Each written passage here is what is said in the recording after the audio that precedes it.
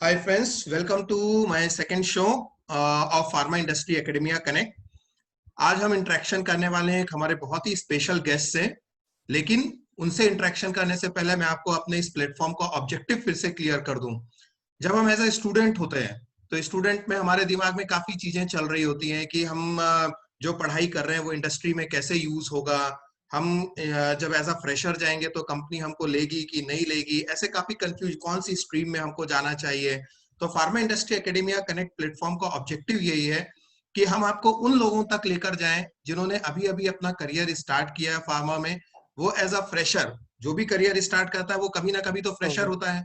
वो as a Yes, fresher sir. उसने क्या एक्स्ट्रा चीजेस किया कि वो आज कंपनी में है, और अब वो कंपनी के एंगल से और स्टूडेंट के एंगल को कैसे देखता है, राइट। तो Okay. आज हमारे स्पेशल गेस्ट है मिस्टर प्रवीण, जो कि जाइडस में क्वालिटी एश्योरेंस डिपार्टमेंट में है। Praveen, welcome to our show. Thank you, sir. तो प्रवीण, हमारी जो ऑडियंस है वो मेनली स्टूडेंट्स है, ठीक है। Okay, sir.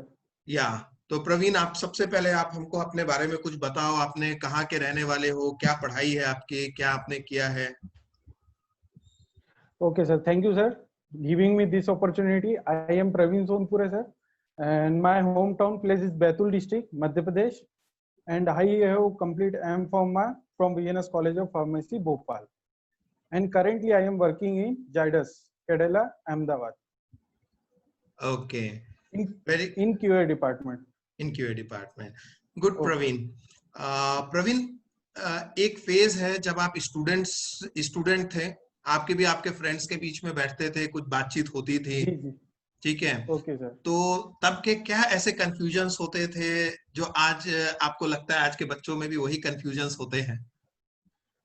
Sir firstly sir जब बी फॉर्म में था तो सर यही लगता था कि आगे जॉब मिलेगी या नहीं मिलेगी, मैं पढ़ रहा हूँ। तो ये नॉर्मल क्वेश्चंस जो है माइंड में पहले आते हैं सर, तो वो हमें वही बोलूंगा सर कि वो क्वेश्चंस माइंड में नहीं आना चाहिए। फार्मा बहुत बड़ा सर ग्रुप है, अगर आप देखा जाए तो इसमें बहुत सारे स्कोप्स है, अलग अलग डिपार्टमेंट्स है। हमें तो केवल ये लगता है कि प्रोडक्शन होता होगा, ये वो नहीं, बट ये डिफरेंट टाइप के डिपार्टमेंट्स है। हम अपना करियर स्टार्ट कर सकते हैं इनिशियल स्टेज से। और उस समय स्टूडेंट के माइंड में यही बात आती है कि सर मैं पढ़ूंगा फिर उसके बाद क्या करना है, तो सर अगर जो किसी का टारगेट है हायर एजुकेशन के लिए तो वो बेटर है कि वो बी फॉर्म के बाद एम फॉर्म के लिए ट्राई करे, और रेगुलर, ना ना कि सर पार्ट टाइम। देन जिसका टारगेट है कि सर उसे जॉब में जाना है तो सर वो बेसिक्स को कवर करते हुए अपना 4 ईयर कंप्लीट डिग्री करने के बाद वो ट्राई कर सकता है। सर बहुत सारे एरियाज में डिफरेंट डिफरेंट जो मेट्रो सिटीज है जहाँ पे फार्मा कंपनीज का हब है सर, उधर अपना career as a fresher try कर सकता है और वैकेंसीज आती है सर, ऐसा नहीं है कि नहीं आती। प्रवीण, बिल्कुल आप सही बोल रहे हो। जैसे अभी भी कोविड का टाइम है, तो आप देख रहे होगे ओके। एविएशन, टूरिज्म, सारी इंडस्ट्री कितने प्रेशर में है, लेकिन फार्मा प्रेशर हाँ में सर। नहीं आया। इनफैक्ट मेरे को नहीं लगता है। है फार्मा में तो बूम आ गया है। यस सर, राइट सर, एकदम सही सर। फार्मा मेरे वाले के लिए कि उनको अपॉर्चुनिटी भी मिली है और हाँ, कुछ नया डेवलप करने के लिए उनको एक प्लेटफॉर्म भी मिला है। प्लेटफॉर्म भी मिला है। मतलब यस मेरा तो यस वर्कलोड बढ़ा है, डेफिनेटली आपका भी वर्कलोड अभी बढ़ा ही होगा इस टाइम यस पे, यस सर। कोविड के सर टाइम पे। कोविड में मतलब एक दिन की भी छुट्टी लेना इम्पॉसिबल था सर, हाँ हाँ हाँ इम्पॉसिबल। कंटिन्यू सर, जब से कोविड लॉकडाउन चल रहा है कंटिन्यू ऑफिस कंटिन्यू है सर। हाँ हाँ हाँ। अच्छा ओके प्रवीण, जैसे आपने एमफॉर्म किया, एमफॉर्म करने के बाद जब जी। आप क्यूए में गए, आपकी एंट्री कैसे हुई क्यूए में? सर फर्स्टली सर पहले तो मेरा एम फॉर्म थर्ड सेम था, तो मैं अपने टीचर सिंगोर सर की हेल्प से सर मुझे प्रोजेक्ट करने का इंडस्ट्री से मौका मिला, प्रदीप सिंगोर सर की वजह से। तो मैं जाइडस में एडीएल डिपार्टमेंट में मैंने अपना प्रोजेक्ट करा 6 मंथ का। देन उसके बाद मेरा फाइनल वाइवा हुआ एम फॉर्म का। देन उसके बाद सर एज ए अप्रेंटिस मैंने ना किसी हिचकिचाहट के ज्वाइन कर लिया कि मुझे सीखना है। सबसे पहला वो पढ़ना था कि फार्मा का अंदर एक्चुअल होता क्या है। अपन थ्योरेटिकल पढ़ते हैं सर वो बेटर है, बट प्रैक्टिकली अपन जब अंदर आके देखते हो तो थ्योरेटिकल और प्रैक्टिकल में बहुत मेरे फर्क अकॉर्डिंग होता है। डिफरेंट रहता है सर। या यस यस। तो देन उसके बाद मैंने सर, मेरा रिजल्ट नहीं आया था एम फार्मा का, मैंने एज ए अप्रेंटिस अपना करियर जाइडस से ही स्टार्ट किया था सर।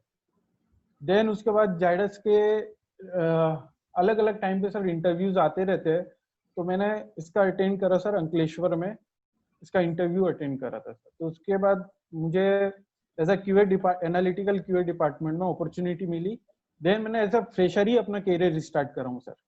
ऐसा नहीं ओके, मुझे कोई एक्सपीरियंस है, ऐसा नहीं कुछ नहीं sir, on the basis of best interview and basic knowledge. Very good. और जी I agree Praveen, totally I agree कि जो यस थ्योरेटिकल पार्ट होता है, जो हम लोग पढ़ाई करते हैं कॉलेज में, उसका यस प्रैक्टिकली यस यूज होना बहुत जरूरी है। बहुत मतलब बहुत बहुत सर। या थ्योरेटिकल तो बेटर है सर, बट प्रैक्टिकली अपन अगर से उसको अकॉर्डिंग टू स्टार्टिंग से कन्वर्ट करते जाए थ्योरेटिकली को, तो आप इधर आपको उतनी प्रॉब्लम नहीं होगी। बट ऐसा भी बराबर है, नहीं कि आप अगर से रेगुलर पढ़ाई करते हो तो इधर भी आने के बाद आप ब्लैंक नहीं रहोगे सर। ब्लैंक नहीं चीजें रहो। वही रहती है, बट सर आप उसको प्रैक्टिकली लेने लगते हो। या और मेरे साथ पास कई बार बच्चे पूछते भी थे कि सर जैसे फार्मा कंपनी में तो बीएससी एमएससी वाले स्टूडेंट्स भी होते हैं, तो मैंने वही बोलता हूँ कि हर ग्रेजुएट इंपॉर्टेंट है इंडस्ट्री के लिए। बीएससी एमएससी भी उतना ही इंपॉर्टेंट है जितना बी फार्म वाला भी इंपॉर्टेंट है, लेकिन जो बेसिक नॉलेज आप लेके आते हो, थ्योरेटिकल नॉलेज लेके आते हो, उससे आपको कंपनी में ग्रो होने में बहुत फायदा मिलता है। ये मेरा एक्सपीरियंस है। राइट। तो yes yes sir, right sir. या प्रवीण, तो अभी जैसे आप जायडस में आपने ट्रेनिंग किया, आपने अपना प्रोजेक्ट वर्क जायडस में किया, तो आपको इंटरव्यू में आपको कुछ ऐसा प्रेफरेंस मिला कि आपको भी इक्वली फाइट करना पड़ा इस जॉब के लिए? सर सर प्रेफरेंस कुछ नहीं सर, इक्वली फाइट करना पड़ा। जैसे एज एक वन फ्रेशर स्टूडेंट को फाइट करना पड़ता है। तो ओके, सबसे पहले सर बेसिक्स पे मैंने फोकस करा था स्टार्टिंग से, काहे कि मैं जब वर्क करता था एज अप्रेंटिस तभी मुझे पता लग गया था कि सर क्या क्या मुझे बेसिक कॉन्सेप्ट अपने क्लियर रखना है, जिसको ओके, अपन सर कॉलेज में इजीली लेते हैं। टीचर जब प्रैक्टिकल लैब में हमें बताता है कि नॉर्मलिटी बेसिक्स बेसिक्स बताते हैं, जैसे नॉर्मलिटी हो गया, मोलरिटी हो गया, फॉर्मेलिटी हो गया, ये क्या होते हैं, इनकी बेसिक्स क्या होते हैं, कैसे बनाते हैं, 0.1 नॉर्मल एनओएच कैसे बनाना है, बफर सॉल्यूशन क्या होते हैं, डाइल्यूएंट क्या होते हैं, मोबाइल फेस क्या होती है, और बेसिक्स जो अपन regular day to day sir practical life में, कॉलेज लाइफ में अपन अपनी चीजों में आते ही है सर। जैसे पीएच हो गया, पीएच की हम्म, डेफिनेशन तो लिया कि एसिड बेस, अगर से कुछ एसिड अपन बफर सॉल्यूशन में ऐड करेंगे तो क्या होगा, बेस। तो ये बेसिक कॉन्सेप्ट जो है मैं अपने इंडस्ट्री में तो करते ही करता था, लेकिन घर पे आके उससे थ्योरेटिकल पढ़ता था, जिससे ओके, मुझे पता लगता था कि ये क्या होता है। लेकिन ओके, अपन जब कॉलेज लाइफ में रहते तो यही चीजें अपन सोचते कि ये तो क्या कोई पूछेगा, तो हल्के में ऐसा ले नहीं लेते है। हैं। हाँ हाँ सर, राइट। तो वही ये यही चीजें लेकिन स्ट्रांग होती है इस प्लेटफॉर्म पे इंटरव्यू के टाइम। या तो मतलब जैसा हम लोग भी, या एनाटॉमी पूरा की पूरी एनाटॉमी। ओके। सो प्रवीण, आपसे जी क्या सर। क्वेश्चंस पूछे गए थे इंटरव्यू में? कुछ बताओ तो अच्छा है, बिना लोगों को प्रोजेक्ट किए सर थोड़ा आइडिया जी मिलेगा कि क्या जी क्या चीजें आती हैं। हाँ, जी बेसिकली सर नॉर्मल ने बेसिक से ही स्टार्ट करा था। जैसे पहले तो मैं एनालिटिकल इंस्ट्रूमेंट के पार्ट कवर करूंगा। जैसे एचपीएलसी क्या होता है, बेसिक प्रिंसिपल ऑफ एचपीएलसी, ठीक है। देन उसके टोटल मतलब पार्ट्स वगैरह कौन से डिटेक्टर्स होते हैं, ठीक है। देन उसके बाद मोबाइल फेस क्या होती है, डलवेंट क्या होता है जो अपन एचपीएलसी में यूज करते हैं, स्टैंडर्ड सॉल्यूशन क्या होता है, सैंपल सॉल्यूशन क्या होता है। उसके बाद इसमें जो अपन बफर सॉल्यूशन या डाइल्यूएंट या मोबाइल फेस बनाते हैं, उनका पीएच क्यों इंपॉर्टेंट है सर, इसमें वेरी इंपॉर्टेंट पीएच। पीएच का बहुत बड़ा रोल होता है सर फार्मा में। किसी भी हम्म, सॉल्यूशन को बनाने के लिए पीएच आपको बहुत बड़ा स्ट्रॉन्ग पॉइंट है। तो वो हो गया। देन उसके बाद पूरा एचपीएलसी का पूरा डायग्राम के साथ, मतलब आप एक्सप्लेन कैसे सामने वालों को एक्सप्लेन कर सकते हो कि सर ये डिटेक्टर होता है, ये कॉलम होता है, ये प्री एनालिटिकल कॉलम होता है, ये पंप सर एचपीएलसी के अंदर लगे होते हैं। देन उसके बाद सेकंड आते हैं अपन यूवी। यूवी का भी सर बेसिक कॉन्सेप्ट, बेसिक ही पूछता है sir generally, basic all basic basic principle, मतलब यूवी विजिबल स्पेक्ट्रोस्कोपी किस प्रिंसिपल पे बेस्ड है, जैसे बियर्ड लैम्बर्ट लॉ क्या होता है उसमें, ये इंक्लूड रहता है। फिर यूवी के अंदर कौन कौन से डिटेक्टर होते हैं, कितने टाइप के डिटेक्टर्स होते हैं, वो हो गया। फिर उसके बाद आते हैं अपन analytical balance sir. Analytical balance, अपन कोई भी चीज को वेट करेंगे तो पहले तो वेरीफाई करना पड़ेगा 50 ग्राम डालना, तो ऐसा तो है नहीं सर। कॉलेज लाइफ में अपन करते थे, एक चम्मच लेके डाल दिया सॉल्यूशन में, 50 ग्राम हो गया, बट इधर नहीं चलता है सर वो। इधर इधर एक्चुअल जो according to US FDA work होता है सर, वो बिल्कुल नहीं चलेगा। इधर केवल जो आपको एसटीपी स्टैंडर्ड टेस्टिंग प्रोसीजर के अकॉर्डिंग काम करना है, जो बनी होती है ऑलरेडी, उसके अकॉर्डिंग आपको काम करना। तो एनालिटिकल बैलेंस कितने टाइप्स के होते हैं वो बेसिक कॉन्सेप्ट आ जाता है। देन उसके बाद अपन आते हैं केफ। केफ मतलब कार्ब फिशर रिएजेंट, जो वाटर अपने सैंपल्स में कितना परसेंटेज वाटर प्रेजेंट है वो फाइंड करने के लिए अपन टाइट्रेशन लगाते सर, केफ कार्ब फिशर टाइट्रेशन मेथड। वो भी सर एक बहुत बड़ा पॉइंट है, कि अगर से आपकी ड्रग में वाटर की क्वांटिटी ज्यादा प्रेजेंट है तो आप एनालिसिस नहीं कर सकते। उसकी भी एक विद इन लिमिट होती है सर, जो हमें पहले केफ फाइंड करने के बाद ही हम डेटा को आगे फॉरवर्ड कर सकते हैं। देन उसके बाद जनरली हमें कॉलेज में सिखाई जाता है सर मेल्टिंग पॉइंट कैसे निकालते हैं किसी भी ड्रग का। तो यहाँ पे हमें कॉलेज में तो जनरली सर सिंगोर सर ही बताते हैं, और जो रीता मैडम वगैरह थी जो आज कॉलेज में शायद नहीं है, ये लोग ने बेसिक्स पे ज्यादा टारगेट करा कि मेल्टिंग पॉइंट कैसे निकालना है आपको किसी भी ड्रग का। तो वो भी एक एनालिटिकल इंस्ट्रूमेंट का एक पार्ट है सर। फिर उसके बाद आ जाते हैं अपन डिजोल्यूशन एपरेटस।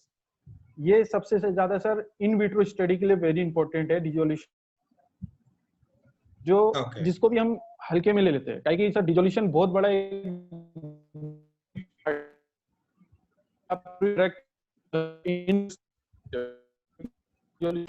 होते हैं as per USP and IP. और हम यदि अगर चाहे यूएसपी के अकॉर्डिंग आईपी के अकॉर्डिंग पढ़े तो ही बेटर है, क्योंकि most of the industry work on USP based. Okay then उसके बाद सर एनएमआर का बेसिक ट्रेनिंग में, और ये बेसिक कॉन्सेप्ट केवल बेसिक सर, इसका ब्रीफ पढ़ने की कोई जरूरत नहीं है। आपको बेसिक्स पता है, आप इनको एटलीस्ट कर लोगे, फिर तो आप प्रैक्टिकली करोगे ही अंदर सर। ओके प्रवीण, तो आपका मतलब ये है कि अगर एक स्टूडेंट, क्योंकि अगर एक स्टूडेंट पढ़ते समय जैसे जो मेनली क्यूए में यूज होने वाली चीजें हैं जैसे HPLC, UV, Karl Fischer, analytical QA, yes QA and QC में तो क्यूसी के लिए भी ये इम्पोर्टेंट टॉपिक है सर। मेरा एनालिटिकल क्यूए डिपार्टमेंट है, मुझे भी सर इसके साथ फेस करना ही पड़ता है डे टू डे। ओके, तो मतलब इतनी बेसिक भी अगर कमांड है तो you can easily, that will help a lot in cracking the interview. और लॉजिकल भी है ना प्रवीण, क्योंकि एक बच्चा जब निकल के आता है, फ्रेशर होके आता है, तो कंपनी की एक्सपेक्टेशन ये थोड़ी होती है कि ये बिल्कुल मास्टर होगा, क्योंकि कंपनी की टेक्नोलॉजी बिल्कुल अलग होती है। जो एपरेटसेस वो यूज करते हैं, जो मॉडल्स वो यूज करते हैं, भाई कोई भी यूवी का मॉडल होगा, बीआर लैम्बर्ट लॉ वही लगेगा, कोई भी एचपीएलसी होगा, बेसिक प्रिंसिपल वही रहना है। तो मैंने देखा है कई बार लोग कंप्लेंट ही करते रहते हैं कि सर हमारे यहाँ वो एडवांस मॉडल नहीं है, वो नहीं। अरे यार बेसिक पढ़ लो, उतना ही सफिशिएंट हो जाता है आपको इंडस्ट्री में आने के लिए, है ना। So Praveen, thank you very much. अभी before we conclude this interview, मुझे लगता है कुछ, या Praveen, so before we, that was very insightful. पता चला कि क्या क्या एक्चुअली इंपॉर्टेंट है क्यूए में। हम एक आपसे सेकंड इंटरव्यू भी बाद में करना चाहेंगे कि क्यूए में काम क्या क्या होता है अंदर, वो हम बाद में करेंगे। इसमें हमारे बच्चों को ये गाइडेंस मिलेगा कि क्यूए होता है की तैयारी कैसे की जाती है इस इंटरव्यू के थ्रू। प्रवीण, आपका कोई फाइनल मैसेज बच्चों के लिए जो क्यूए में आना चाहते हैं, कुछ final message? Yes sir, final message यही है कि जो आफ्टर डिग्री के बाद अगर जो जॉब के लिए ट्राई कर रहे हैं, तो ये पहली तो चीज सर अपने माइंड से ये निकालते कि मुझे भोपाल, इंदौर पास में ही घर के पास जॉब मिल जाए, इम्पॉसिबल है सर। तो थोड़ा डिफरेंट थिंग सोच के वो बाहर निकले, जहाँ पे फार्मा का हब है, जैसे फॉर एग्जांपल अहमदाबाद हो गया, मुंबई हो गया, चेन्नई हो गया, पुणे हो गया, दिल्ली हो गया, नोएडा दिल्ली हो गया, ऐसी। और बद्दी साइड भी सर, ऐसा नहीं है कि बद्दी साइड भी बहुत हब है फार्मा का। तो आप फर्स्टली आपको एक्सपीरियंस होगा, उसके बाद आप धीरे धीरे ग्रोथ करते जाओगे, तो आप जहाँ जाना चाहो वहां जा सकते हो। तो मेरा यही फाइनल मैसेज है कि पहले तो जॉब के लिए बाहर भी अप्लाई कर सकते हो। देन सेकंड थिंग की नेगेटिविटी ना है। सबसे बड़ी बात सर, बाहर ये ना सोचे कि मैं इतनी दूर जाऊंगा तो कैसे रहूंगा। आपके पास सर बी पॉजिटिव होकर आप ट्राई करोगे तो सब कुछ इम्पॉसिबल है सर। कोई भी इम्पॉसिबल चीज नहीं है कि जो पॉसिबल नहीं है सर, इजीली सब पॉसिबल है। सो यू मीन टू से कि लोकेशन एक बैरियर नहीं होना चाहिए, सेकंड चीज की Yes. सैलरी एक बैरियर नहीं होना चाहिए कि यस यस स्टार्टिंग में सर वही सोचते कि सैलरी को लेकर सर कि इतना कम में कैसे हो पाएगा। सर 1 या 2 साल के एक्सपीरियंस के बाद आप इजीली सर ग्रोथ कर लोगे ऑटोमेटिकली। आप जब जंप करते हो ना तो ऑटोमेटिकली आपको आगे पता लगने लगता है कि क्या है और क्या नहीं क्या है। तो है सैलरी कैसा को है। लेकर कभी वो ना करे, अपना हाँ आपको कॉम्प्रोमाइज ना करे। या सो आई मीन आप अगर एक अच्छे लोकेशन को लेके कभी भी आप अपने आप को लिमिट मत करो, सैलरी को लेके लिमिट मत यस करो। मेरे राइट ख्याल से पहला राइट टारगेट सर। ये होना चाहिए कि हम जाएं और काम को सीखें। एक बार काम हमको यस सर। समझ में आ गया तो उसके बाद तो यह यस सैलरी हम नेगोशिएट कर ही सकते हैं। यस यस सर, वो फिर अपने पे डिपेंड रहता है सर। या अपने पे सामने वाला अपने को ऑफर देगा, अपन भी सामने वाले को ऑफर दे सकते हैं फिर sir. Yes yes definitely. Yes good Praveen, yes मुझे सर। बहुत अच्छा लगा। आपने as a student thank you आपने सर। मैंने आपको एज ए स्टूडेंट भी देखा हुआ और एज ए प्रोफेशनल भी आपको देख रहा हूँ। इट्स हाँ अ सर। वेरी गुड हाँ सर, ट्रांसफॉर्मेशन। आपकी गाइडेंस ही के कारण सर आगे आज तक इधर है सर। नहीं नहीं, आपकी मेहनत भी बहुत थी बच्चे। And I have seen a but lot thank of you good thank transformation in you and I like thank your you sir. Positivity and your message for the yes students. Thank you Praveen. Okay thank you sir. Yeah thank you Praveen. Welcome. Okay bye bye sir. Okay bye bye bye. So, dear friends, this is our message for the day. Quality assurance के लिए आपने देखा कि हमको बहुत basics चीजों पे हमारी कमांड होना चाहिए। देन प्रवीण हमको आगे फर्दर गाइड करेंगे कि कैसे कैसे हम अपनी तैयारी कर सकते हैं। डेफिनेटली हम उनसे चाहेंगे कि आगे भी वो इस चीज के लिए हमको गाइड भी करते रहें हम सबको। एंड देन हमारे अंदर कोई लिमिटेशन और यस निगेटिविटी नहीं होनी चाहिए। That is the main outcome of this interview. Thank you very much. Be happy, be safe, be healthy. Bye. Thank you. जय हिंद। जय हिंद।